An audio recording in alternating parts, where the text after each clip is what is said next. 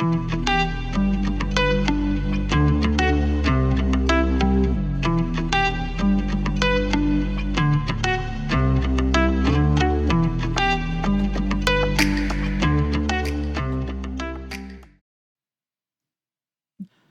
everyone, and welcome to Fertile Ground with Mike and Coach. My name is Mike Cornell, and I'm alongside Coach Ron Lathey. Are taxes and salvation related? And what does the Bible have to say about that? And we're going to unpack that here today, Coach, in this neat little story that we have here that's very, very familiar to a lot of people, especially anybody that's been around church or Bible school or Sunday school. Should be a lot of fun. Hopefully we'll learn a little bit more than what we knew before we started. And as we get started, we have three things we would like for you to think about and to consider. And the first one is this: what makes people curious about other people's faith? And this is a really good spot for your note taker to grab a pen, grab a piece of paper, grab your Bible, and follow right along with us here today. Second of all, how are many believers today like the grumbling crowd around Jesus and Zacchaeus? And then finally, how can the church and Christians in general share the gospel with society's most hated people? And these are the three things that we're going to unpack as we work through this here today, Coach. And I'm real excited about this. Falls within the International Sunday School series that we follow from week to week. And Coach, here we go. Last week, the title of our study was really about Simon Peter. Mm-hmm. And we were actually in Mark, Luke, and John. This week, the title of our study is Zacchaeus, the Repentant Tax Collector. And we're going to be in the book of Luke in chapter 19, and we're going to be looking at verses 1 through 10. And Coach, could you just kind of set the stage for us here as we begin this really good conversation I'm looking forward to? Yeah, this is an interesting story. And as you said, many people, if you were brought up in church, this word or this name Zacchaeus is something that should be familiar, because this is one of the little stories that you get when you're growing up, and they even teach you a little song about it and and everything. So, but if you're not familiar with Zacchaeus, he, as the name implies here on our slide, he was a tax collector. And we find out that tax collectors at this time weren't thought of anymore differently than what they are today. There seems something about that, the idea of taking taxes, and people just don't like that. Well, I still don't like it. Yeah. Well, the way it was. This guy would have fit right in with what's been going on in our country here lately, that we've been finding fraud and all that stuff all over the place. He would have fit right in probably, because tax collectors at that time, they were simply Jews that were working for the Roman Empire. And the way they worked their business was, you could be a tax collector if you paid Rome so much, and then whatever, he gathered the taxes from the people, and he would pay whatever Rome required, and then anything above that he put in his pocket. And you can't help but believe that he probably exaggerated what the taxes actually were in order to give Rome theirs, and he probably pocketed a lot more. So it doesn't sound like a whole lot different than maybe today. So in any event, the worst thing about being a tax collector like that was that you were taxing your own people, right? And they didn't like it. So there was not any love lost between Zacchaeus and his constituents here that we're going to look at today. But Zacchaeus, we're going to find out that he's going to spend a few short hours with Jesus, and it's going to change his life. And so we find out that Jesus and the disciples are coming to Jerusalem to go to the Passover. And this is the last one that Jesus will attend. This is after he has fed the 5,000. This is that, and he's on his way to Jerusalem with the disciples. And we know that they end up coming through Jericho, which is kind of the last main stop before they get to Jerusalem. And so there some things happen when they come into Jericho. There's actually three people that get involved here. Right. One is the first one is a blind man that can't see, but he knows that the Messiah is coming through, and he stops him and calls out to him, and Jesus heals him. So that's the first thing happened. Then we have one that's just, we don't have a name. He's just called the rich young ruler. And the rich young ruler comes to Christ too and asks him, "What must I do to be saved?" And he didn't like the answer that Jesus gave, because Jesus told him, for you to be saved, you need to sell what you have and get rid of your money and come back as for the real reason that you're here. And when Jesus told him that he had to give up his money or most of it, he said, that's not for me. And he left, And then the last one here is Zacchaeus. So we're going to talk about our lessons talking about today.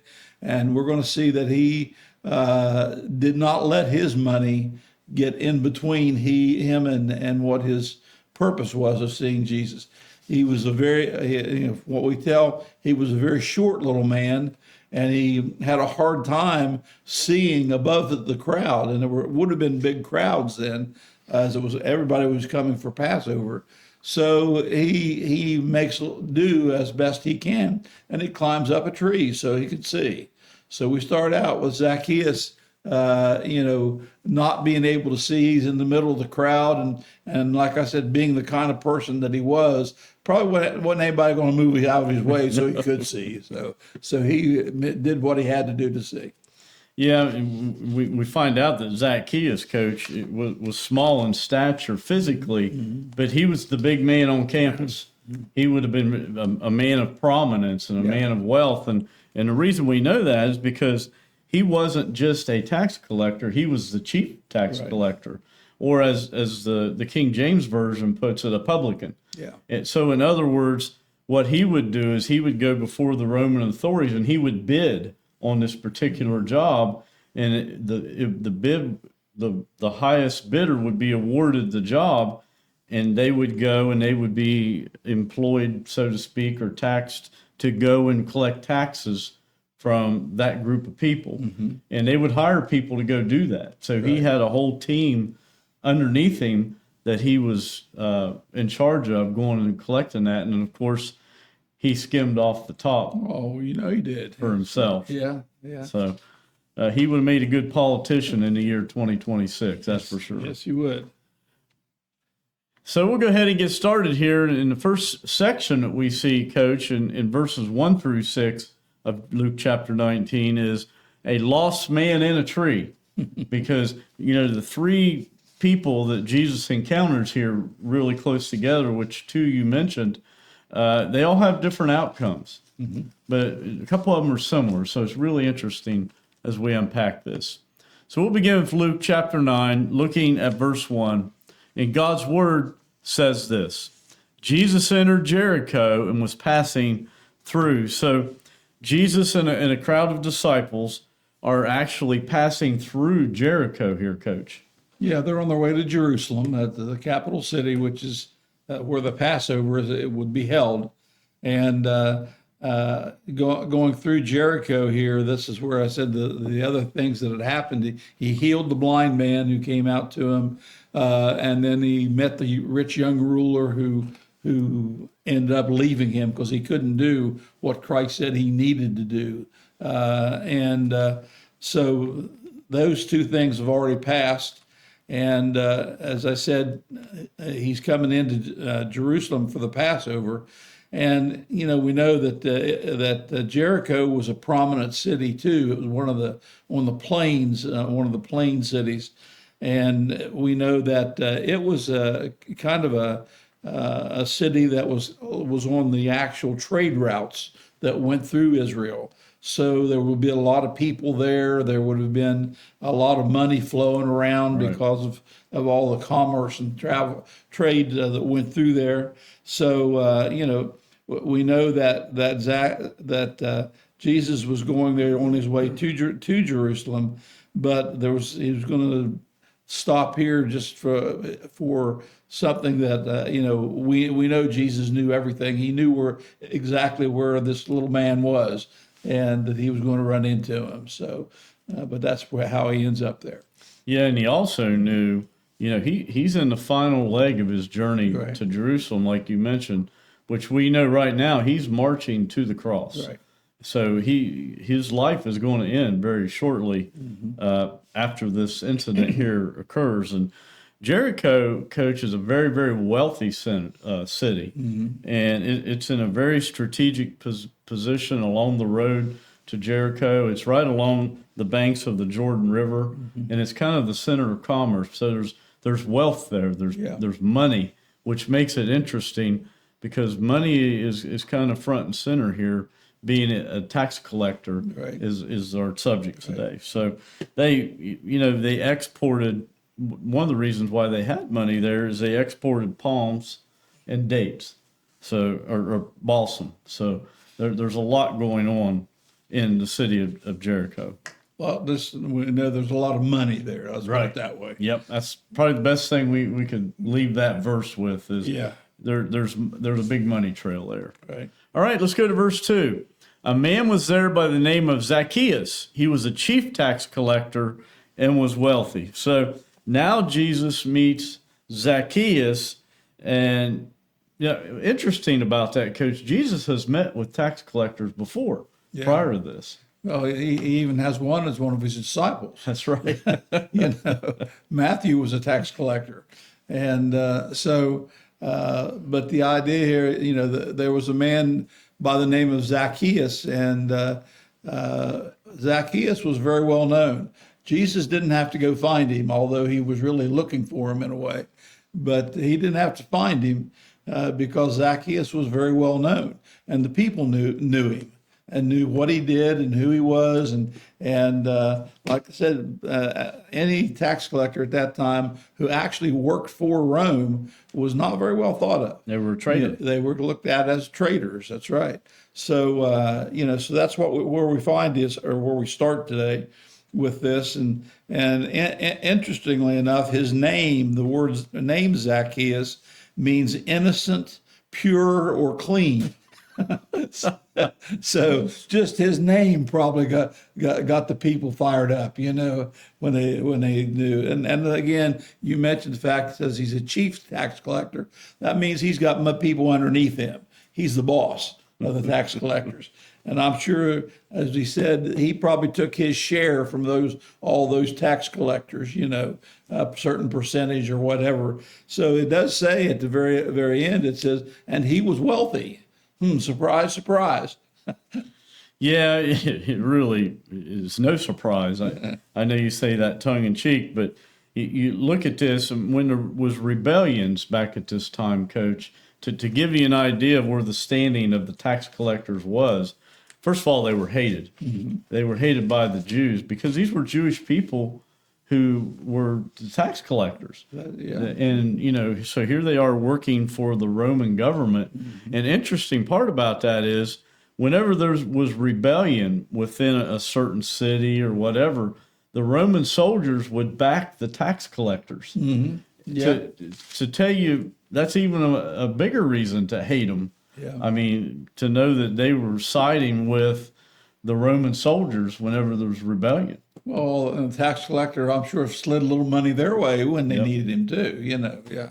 But you think about the life of a tax collector, and especially the life of a publican or chief tax collector, it would have been a very lonely, isolated life because you have no friends. Right. The only friends you might have are people just like you. Yeah. And it doesn't say, we don't know about Zacchaeus as far as the family goes, but it does make reference to his house, which would have probably been the biggest house on the block. All right, let's go to verse 3. He wanted to see who Jesus was, but because he was short, he could not see over the crowd. So here we see, for the first time, his stature physically here. Yeah, and we don't know how short. The Bible seems to indicate that he was pretty short.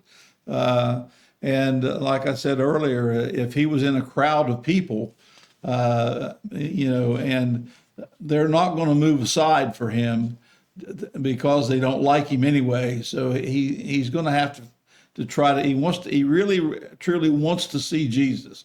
He wants to see him and meet him, and so he comes and. The crowd is large there, and as he tries to get to where he can see him, there isn't any way he can get out of the crowd to see him. So we know the fact that he can't see him, and it's not because of his eyesight. It's just simply because he was too short to look over the people that were in the crowd. So he has a problem that he has to take care of. And, Jesus, he had heard of Jesus. He was a very well-known prophet by this time. And, apparently he had heard of him, but had never actually seen him maybe or heard him. But he wanted this chance to do that. So he's not going to let the fact that he's a little short deter him from getting what he wants. Talking about the three encounters Jesus had right here close together around the Jericho area, Zacchaeus has something in common with the blind beggar here, because the blind beggar couldn't see Jesus. Right. Well, here we see and we learn neither could Zacchaeus. Now, for different reasons, but we find out that their reasons for wanting to see Jesus and know about Jesus are very, very similar. Yes.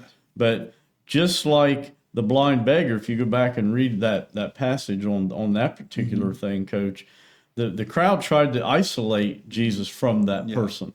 Yeah. And didn't want him to be associated with him because they looked at somebody who was blind as spiritually unclean. Right. Something happened, they sinned, or that somebody in their family sinned. Right. And so this is interesting. Now we see a tax collector front and center, and he's going to. We're going to learn here how he's going to solve his shortage problem. But he wants to see Jesus. Right. That's the bottom line. Yeah. He wants to see Jesus, and the crowd may not have purposefully kept him from doing that. I'm sure they didn't get out of the way. Right. Right. All right, and that takes us to our first question, Coach, and that is this. What makes people curious about other people's faith? There's a lot of curiosity around other people's faith in this entire narrative here that we're going to talk about. What is it that does that? Well, it's just like it is today. I mean, there are people you run into who are Christians that, by simply the way they live their life, they're a Christian. And so a lot, I guess maybe the time it really comes to notice to people is if that particular person is going through a tough time in their life. And how they handle adversity, whether it's sickness or an illness or a death of somebody close to them, how they handle that, and a lot of people look at that and say, "Man, how did you get through that without without breaking down, without blaming God, without a lot of things that they look and they see." And probably that's the most obvious place where people look and see, just kind of think to themselves, maybe I ought to look into that. This God that they are following, because I don't know how I could do that. They start understanding that they need something else in their life to help them through situations like that. And other times it could be something like that. For example, if say someone ends up losing a child or something because somebody hit them with a car, or a tragedy like that, and yet they come out and they say, well, I forgive that person. I can forgive them for that. When they see that kind of humility in their life, then again, you look at it and say, man, I'd like to have that, and I think that's one of the two or a couple reasons there that causes people to be curious about how people are that way, what makes them that way. Well, it's fairly easy to stick out when you're a Christian. It should be, anyways. Should be.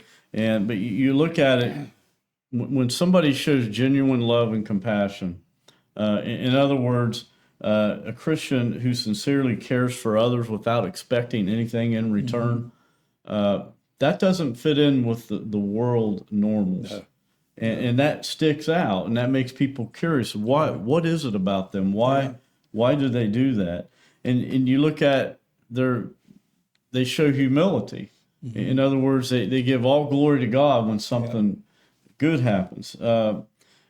People are drawn to other people, to Christians especially, that admit their mistakes, that ask for forgiveness, and give credit to God rather than themselves. Right. I mean, there's a lot of things that create that curiosity. Being somebody that forgives. I mean, that's a huge one. But, you talked about a lot of it, but somebody that has the fruit of the Spirit, and the fruit of the Spirit being love, joy, peace, patience, and kindness, it just really, goodness, faithfulness, gentleness, and self-control. These qualities create curiosity in everybody. Right. There's even Christians who are curious of other Christians that have these qualities, and maybe they kind of take their own inventory when they see them. But you can generate a lot of curiosity around you just by living the way God told us to. Yep, exactly. Exactly. And that takes us to verse 4. So he ran ahead and climbed a sycamore fig tree to see him, since Jesus was coming that way. So Zacchaeus sets aside his dignity, Coach, and really it was, by running and climbing. Right. Yeah. At that time period, especially somebody in Zacchaeus' stature and position, if you were running for something, that grown men didn't do that. Right. They were, if they needed something, they'd send somebody else to get it. So just the fact he was running, and then to actually climb a tree, that, like you said, he had to give up an awful lot of his dignity, because not only was the fact that he was climbing a tree to see Jesus, but now everybody in town can see him. Yeah. And so there's that. You can imagine, what's that tax collector doing sitting up there in a tree, And he made himself visible to people that he knew that didn't like him. And so it was more than just so he can see Jesus, but it's the fact that the people that don't like him know right exactly where he is. It's a wonder we didn't hear about somebody throwing a rock at him or something. But yeah, and he's to the point where he wants to see Jesus so badly, and he's not afraid to take the risk of looking silly or looking undignified, we might say. And so that's kind of had to be going through his mind. So he climbs up in this sycamore fig tree. It's not the kind of tree that we have around here that we call sycamore trees, but it's a species of a sycamore tree. And in Israel, it actually grows figs on it. We see here that most of them have a shape that's pretty low to the ground. It's not a big, tall tree. It's one that's the limbs, especially the lower limbs, are not far off the ground. So even Zacchaeus could climb it, but the only thing is, grown men don't normally climb trees. Right. And it had to be a humbling experience for him to be the well-known socialite he had to be as a tax collector. So a lot of it is he's putting himself in a vulnerable position. Yeah, he really is, and up to this point, Coach, we don't really know if he had ever met Jesus. Mm-hmm. We assume not. He certainly knows of Jesus, and Jesus, and you mentioned this earlier, one of his disciples is Matthew, who was, prior to being a disciple, was a tax collector. Yeah. Otherwise known as Levi as well. Yeah. And so we don't know if there's a connection going on there. It really doesn't matter because the connection's going to be Zacchaeus and Jesus right here in a minute. But his behavior in this instance, Coach, is remarkable. Mm-hmm. I mean, it really, really is. Here he is. He's the chief tax collector. which requires the people to respect his power and authority. It really, really does. And really his directives. I mean, he's in a position of influence. Sure. You know, he's a little fella. Yeah. He's in quite a position. It demands dignity and authority in what he has. So on this occasion, however, he really exposes himself and humbles himself just to see Jesus. That's all he wanted to do. Yeah.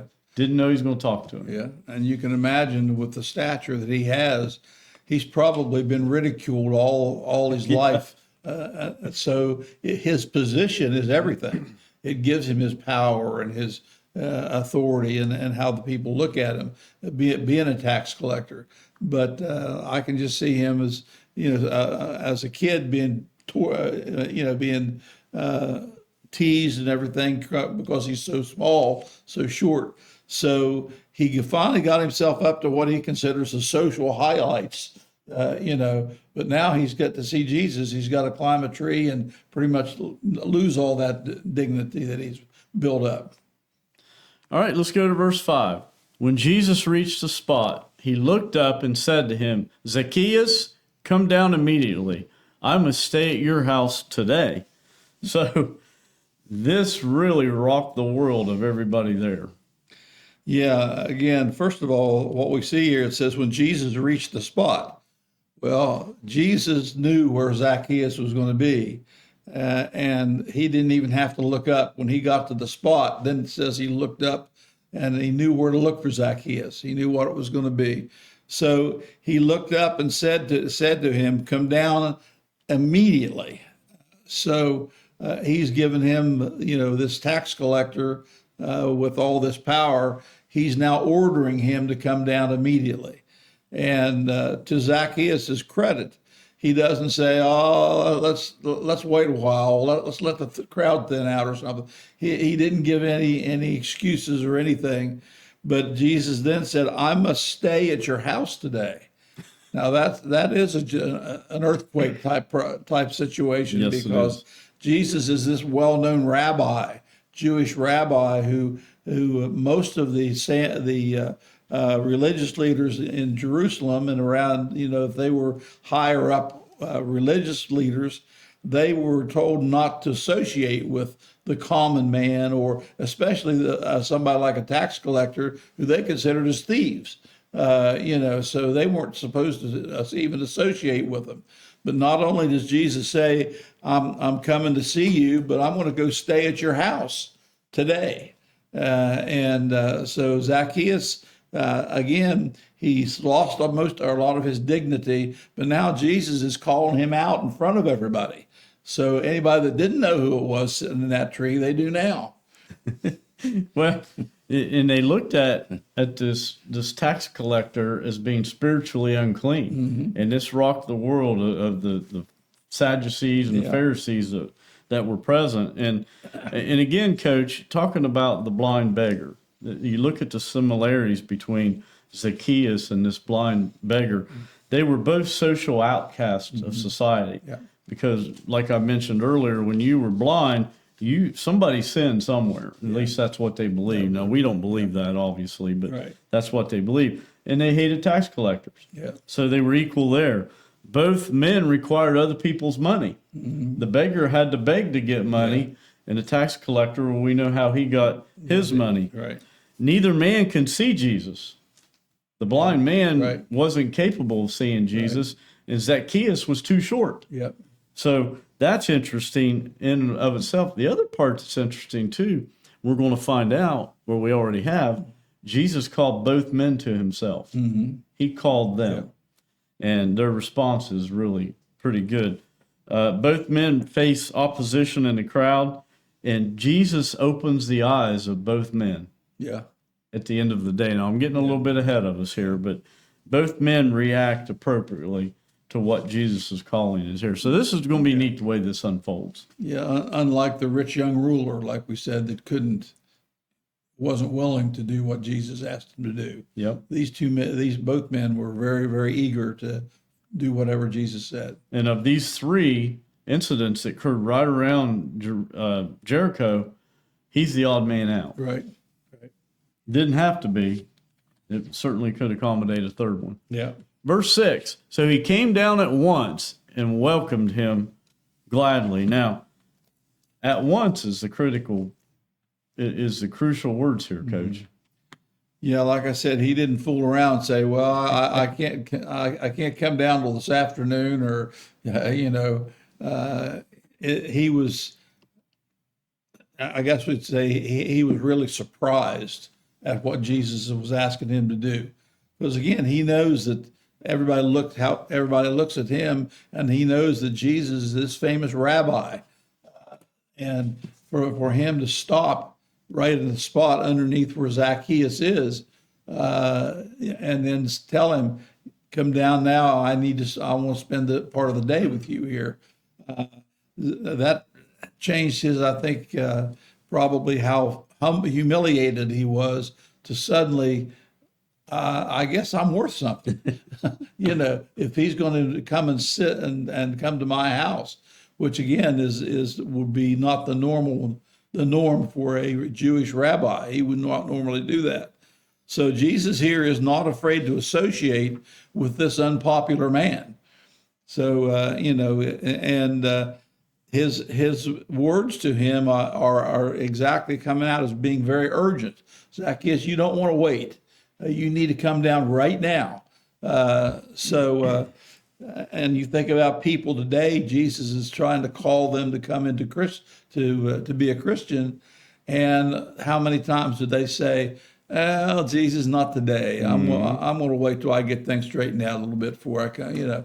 I hear people talk about that a lot. When I get things straightened out, when I get my life squared away, then I'll come to Jesus. And that's just the opposite of what Jesus wants. Zacchaeus wasn't going to change sitting up in that tree, but Jesus was going to try to do something to make him get changed.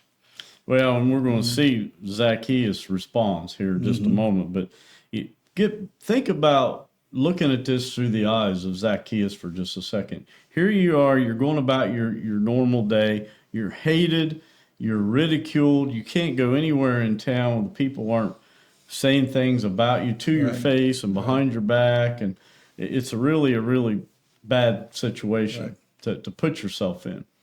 So, but he wants to see Jesus. So he gets up in this tree, and Jesus is coming by, and he stops dead in his tracks, and he looks up at him in the tree and says, "Zacchaeus."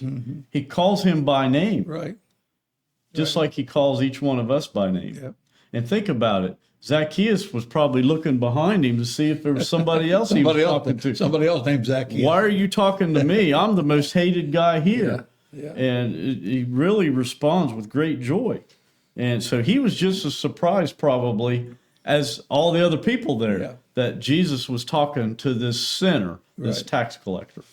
And again, talking about people today, what we can take from this is the fact that Zacchaeus didn't have to come to Jesus. Jesus came to him where he was. And that's the same thing he does for people today.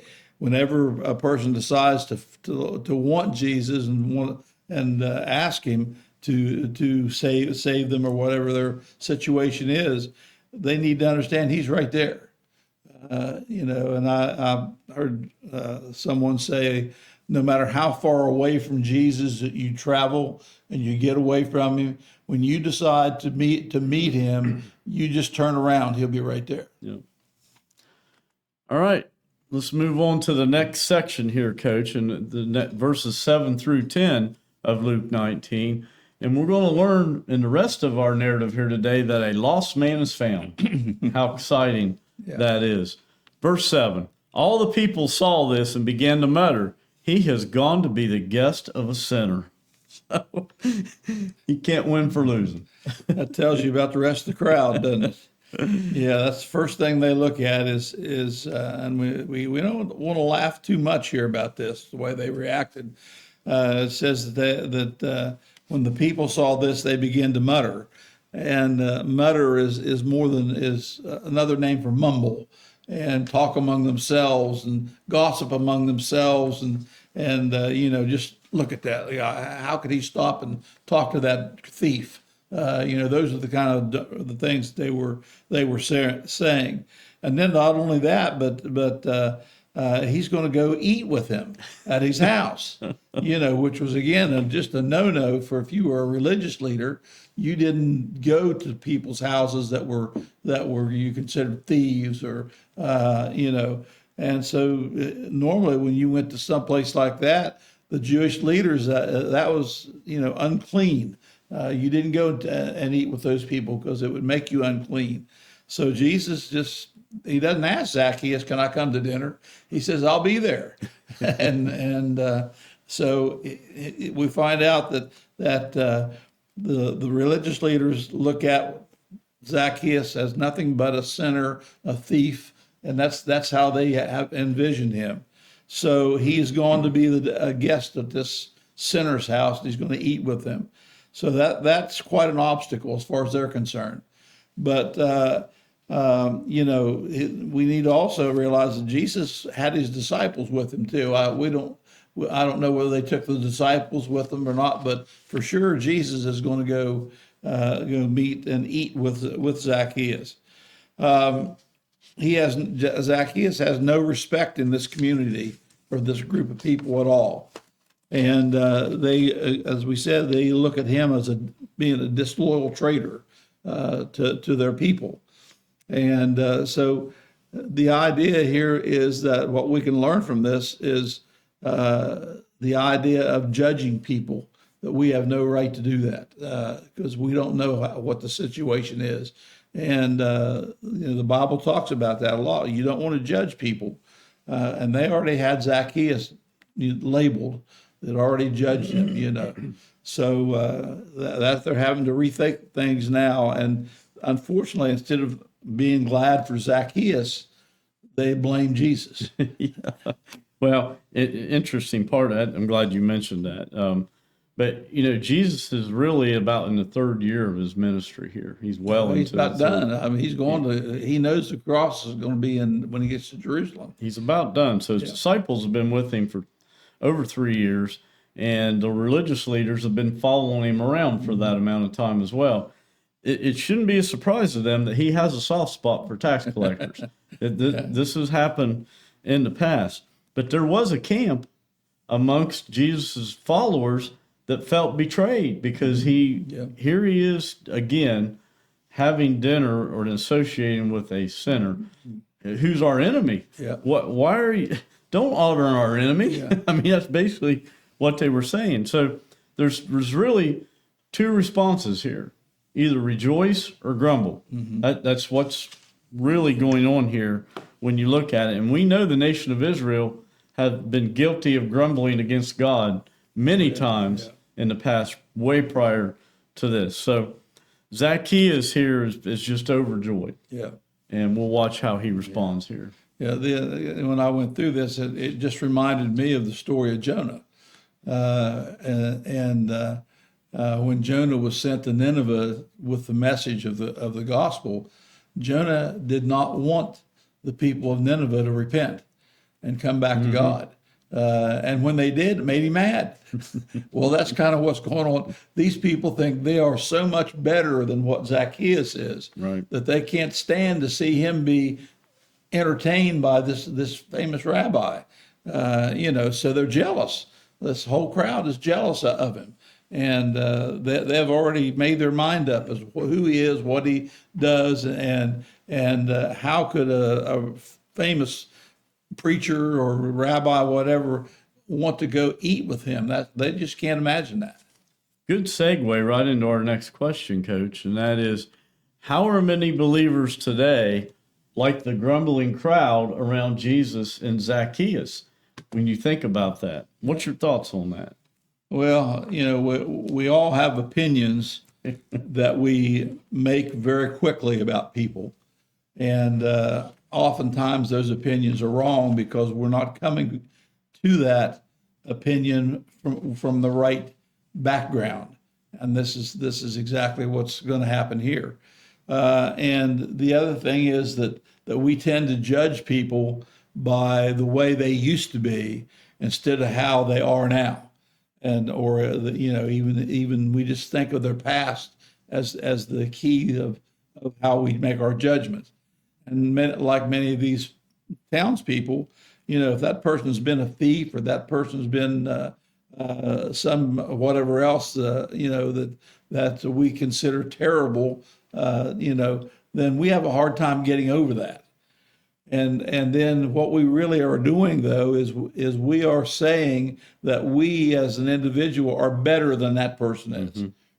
And not only are we judging them, but we are now putting ourselves at a higher level than they are.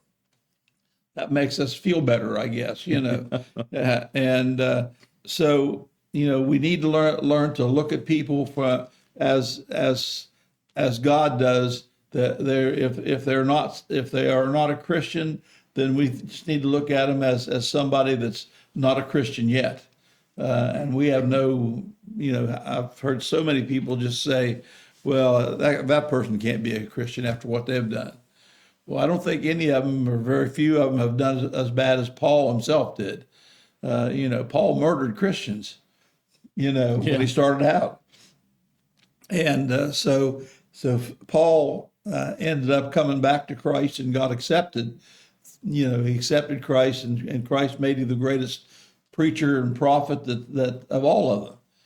So, we have to be careful how we look at people, and God sees their heart. He doesn't see what we see. A lot of it depends on what lens they look through, yes. Coach. And yes. There's two lenses.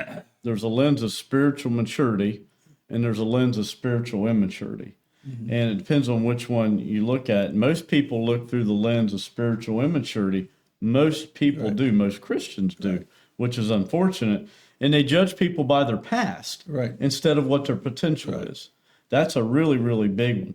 And it seems like they're more concerned with someone's appearance rather than what the transformation is getting ready to happen. And we forget, here's the other, talking about spiritual maturity versus immaturity. We forget that grace, God's grace, is for sinners, which, by the way, is everybody, including us, including whoever's thinking like that. So they tend to resist God's work in unexpected people. And this is really a good one. They mistake association for approval. Mm. So in other words, in this particular instance, they mistook Jesus's association with this tax collector, that Jesus was approving of his lifestyle. Mm-hmm. We know that not to be the case. And that's not the case today. When you befriend somebody who has a questionable lifestyle, it doesn't mean you approve of their lifestyle. It means you're building a relationship with them. So this is where Jesus really taught us, before you can affect somebody in a positive way for the cause of Christ, you have to be friends with them. They have to trust you. I guarantee you Zacchaeus trusted Jesus. Mm-hmm. And so there's a lot of moving parts here, but, we tend to overlook real evidence of genuine repentance, which is what Zacchaeus is getting ready to show here. Well, it's really powerful. And like we said, the thing is, we can only see their outside. We can't see their hearts. And there's nobody that can read, some people think they can read my mind, but they can't read my heart. That's right. All right, let's go to verse 8. But Zacchaeus stood up and said to the Lord, "Look, Lord, here and now I give half my possessions to the poor, and if I have cheated anybody out of anything, I will pay back 4 times the amount." So by standing to speak, Coach, Zacchaeus emphasizes the importance of his words here. Yeah, and what he's doing, talk about a complete change, or 180-degree change in this guy. And it's interesting that he knows what his problems are. He knows where his sin lies. And it's in that he has, like we said, he's been a thief. According to the law and to the people. And so the next thing he does, not only does he say that he's been a sinner, not only does he confess and admit that he's done wrong, he wants to do something about it. And this is where a lot of times when people do turn to Christ, they miss that part of it. Because when you confess that's the beginning of what it is that you are just simply telling or acknowledging to Christ that you have done, and you know it's wrong. But then what are you going to do about it? And this is where you can't go back out and do the same things that you did before. We get the Baptists and different church people get blamed a lot of times with the idea of, well, when you give your heart to Christ and that denomination, you just go out and do whatever you want to after that, and that's not it at all. It's a total change, and obviously we can see the change in him, and he's doing what the law requires, but he's going beyond that. Yep. Because the law required you to give half of what you had, or no, I'm sorry, the law said if you took something from somebody, you had to repay them fourfold. Yep. You had to pay them 4 times as much as you stole from them, in other words. But then he goes further than that. He said, not only will I pay back 4 times the amount, but I'm going to give half my possessions to the poor. And, so you can see his heart has been totally turned around and changed from the taxpayer or tax collector heart that he was started in with before he met Christ. Well, what he's doing right here at this very point is what the rich young ruler would not do. Right, exactly. He is turning it over to God, and especially to Jesus here. Yeah. And he's really impoverishing himself. Yeah. But one thing he's doing is he's relating to the Jews here, because in verse 8, everything he's talking about abides by the law, the Mosaic law, that all of them would have known. Yes. And that is to, whenever you stole something or whatever, it would require 1/5 restitution paid back. Or if it was an animal, it was even higher, because they had a higher value on animals, which could be 2, 4, or 5-fold, depending on the circumstances. An interesting thing here, you have to wonder, where is Zacchaeus' head when he's doing this? Some people say, well, he's just trying to win Jesus' approval. But we know that's not the case. He's showing he's not trying to win salvation. Instead, he's responding to the presence of Jesus right there before him. And he is bearing fruits worthy of repentance. Right. That we see here. So he is truly a repentant tax collector at this time. And he's showing that he has changed. Too many people, they say they've given their life to Christ, but you see no change in them. Right. And James tells us that, if they don't show fruits of their labor, when they turn back, then you need to doubt or that they even have turned to Christ. It's easy. Words are easy to say, but this shows you what the rest of the commitment to Christ is. You have to be willing to sacrifice to Him, and that's what we see in Zacchaeus. And we don't know how bad of a guy he was prior to this. We don't know, if he towed the line and built his empire in an honest way. It's not likely, but the animosity of the crowd really shows his guilt, or at least the perception of who he was. And anyway, he just wasn't liked at all. So Zacchaeus is truly in a repentant state right here. Yeah. That's the key. Yeah.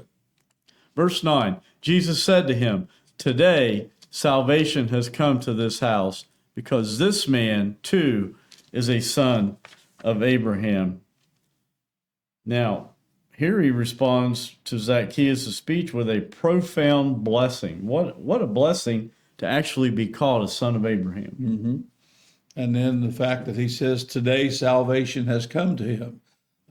Jesus had no doubt that Zacchaeus was very honest in what he was saying, and he knew that he wanted his wrongs forgiven. And so that's why he turned to the law. He knew the law, being a Jew, and so he went by the law first to repair damages that he had done. And you can bet that after Jesus leaves, that he is not going to go back and do the same things he did before. And that's what people have to understand about. That's the commitment part. Giving your heart to Christ, that's like I said, that's more of words than anything else. But did you give your heart to Christ? And that means that's a commitment. That's more than just saying words, say, I'll do this and I'll do that. This comes out in your actions. That's how you change. People should notice change in you, especially if you've been on the really a long way from Christ. They should see a change in you when you give your heart to Him. Well, what we see here, Coach, is a public restoration of Zacchaeus. Yeah. And it's interesting the way Jesus actually responds here. He says, today salvation has come to this house because of this man, too, is a son of Abraham. So he's associating him now with the Jewish people, which are God's chosen people. But he's restoring him publicly. Yeah. He could have said, hey, Zacchaeus, come over here, let's talk for a minute private. Right. He didn't do that. No. He did it publicly in front of everybody. Yeah. And there's a reason for that. And I think we all see exactly what that is. Yeah. So we're going to see here the life of this community is transformed by this one tax collector who Jesus really responded to Jesus to. Right, and I think that other part there where it says he is a son of Abraham, meaning he is a Jew. God promised Abraham that his seed would bless the whole world. Yep. That includes us. And that's the thing that we're talking about here too, is that this what Zacchaeus did was simply a fulfillment of what the promises were to Abraham. And so we're included in those promises as Gentiles, we're called in the Bible. But we have true access to all those promises. And so whatever we read that how Jesus treated him and forgave him, the grace that we talked about earlier, all that comes to us as well. Right. So it's not just the Jews that we're talking about here. All right, verse 10, and our final verse here today, Coach. For the Son of Man came to seek and to save the lost. And we see that term, Son of Man, Coach, appear more than 80 times across all four Gospels in the New Testament. Yeah, and it's in a other form, we even find it in the Old Testament at times. And the book of Daniel talks about that. And Ezekiel we see, in fact, Ezekiel has that Son of Man 93 times in just the book of Ezekiel. Yeah. So this Son of Man is a direct reference to Jesus Christ being the Son of God. And, in Daniel and some of the Old Testaments, he appears as an angel, but they call him the angel of the Lord a lot of times. But it is actually the pre-incarnate Jesus Christ in a lot of times in the Old Testament. And he gets his authority by being the Son of God. So that's the Son of Man is the other thing that had to be true about him, because we've said this many times. When Jesus came, he did not come just as God. He came as a literal man, and he had to do that. So he's 100% God and 100% man. And I could go on another hour why that has to be, but that will save that for another day. But that's again that's why he's called the Son of Man. He is the Son of Man because only a man could pay the price that had to be paid for the sin of mankind. So he had to become a man to do that. So that's why we say that's the deity of Christ. He was 100% man, 100% God. And, so that Son of Man is a very important reference here. But like I said, back in Daniel chapter 7, you can see this again several times, the book of Ezekiel. So Jesus uses that title himself in some places even. And that anytime you see that, that's talking about, this Messiah or the Savior. Yeah, he says, for the Son of Man came to seek and to save the lost. That implies that Jesus takes the initiative. Right. That's really a key part of this, Coach. And right. Another part, you look at this, Zacchaeus was a chief tax collector.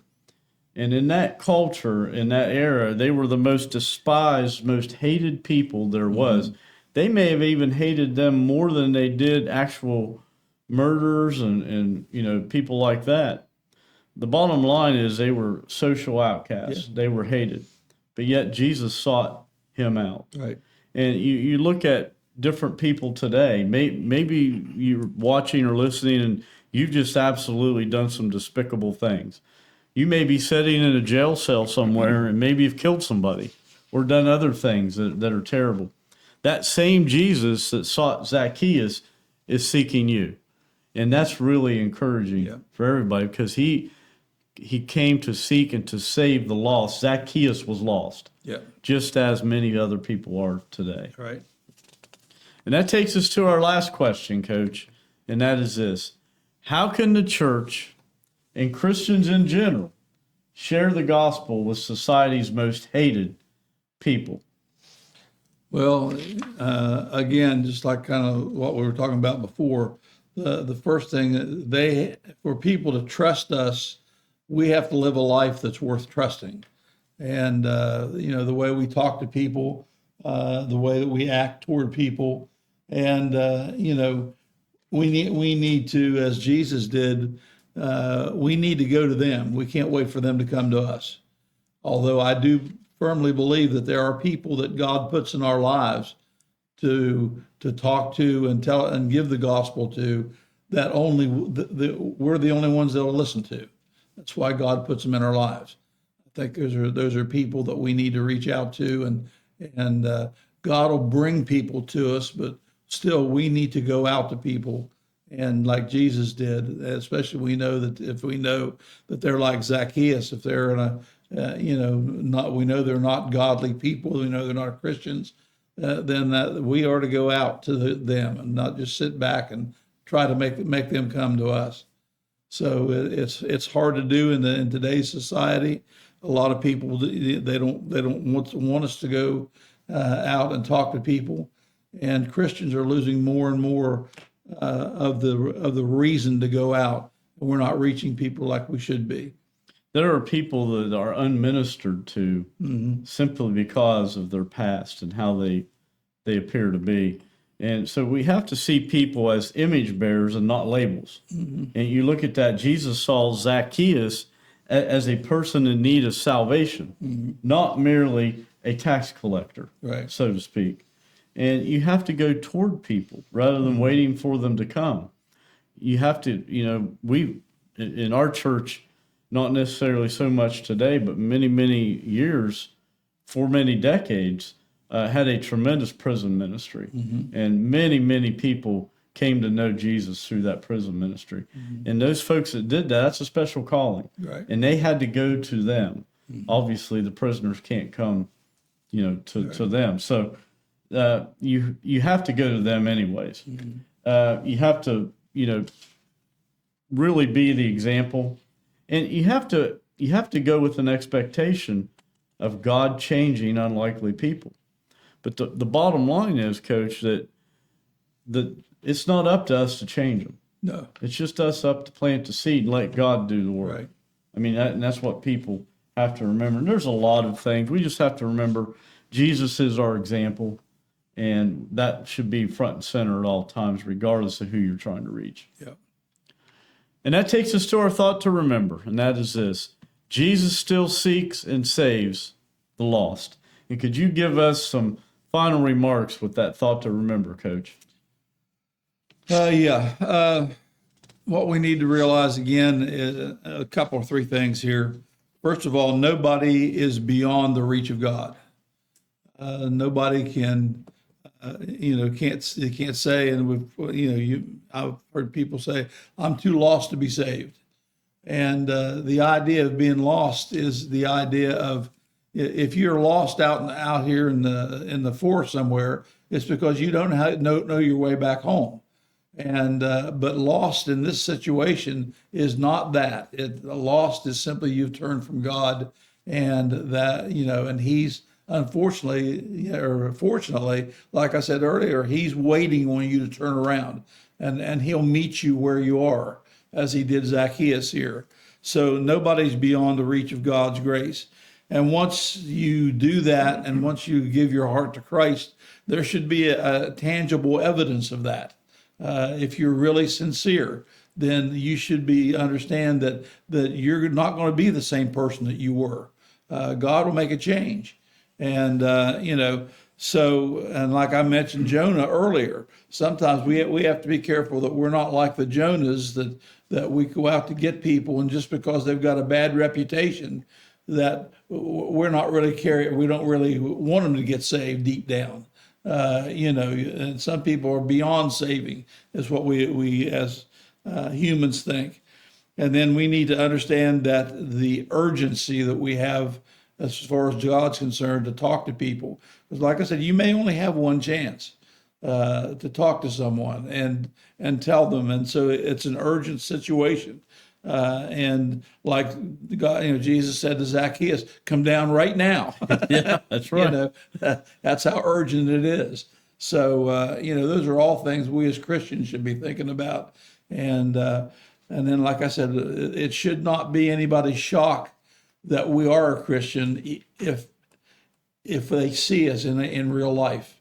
They ought to see something different in us. And that was the day that Zacchaeus responded, right now. Right. And that is the day that taxes and salvation became related. Right.